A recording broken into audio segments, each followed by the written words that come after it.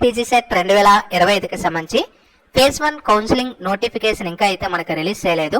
And candidates అందరూ కూడా wait చేస్తున్నారు. అసలు కౌన్సిలింగ్ నోటిఫికేషన్ ఎప్పుడు డిక్లేర్ చేస్తారు, అసలు ఎప్పుడు స్టార్ట్ అవుతుంది అనేది మీకు ఈ వీడియోలో అప్డేట్ అయితే ఇస్తాను. అసలు ఏపీ సెట్స్ లో కానీ మీరు గమనించినట్టయితే ఇంకా పీజీ సెట్ 2025 అడ్మిషన్స్ ఫేజ్ 1 అయితే స్టార్ట్ చేయలేదు. ప్రజెంట్ అయితే మనకి రిమైనింగ్ కౌన్సిలింగ్స్ అన్ని కూడా జరుగుతున్నాయి.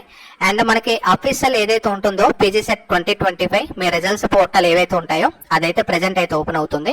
అయితే ఇంకా మనకి కౌన్సిలింగ్ నోటిఫికేషన్ డిక్లేర్ చేయలేదు. 88.6% అనేది క్వాలిఫై అవడం అయితే జరిగింది.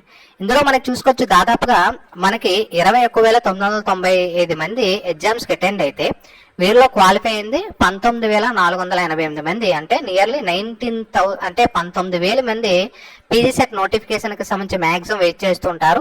సో వాళ్ళందరికీ కూడా ఆగస్టు 1 వరకు మీరు వెయిట్ చేయాల్సింది. లాస్ట్ ఇయర్ అడ్మిషన్ షెడ్యూల్ మీరు గమనించవచ్చు. ఇది PG set 2025 last year schedule ఇది.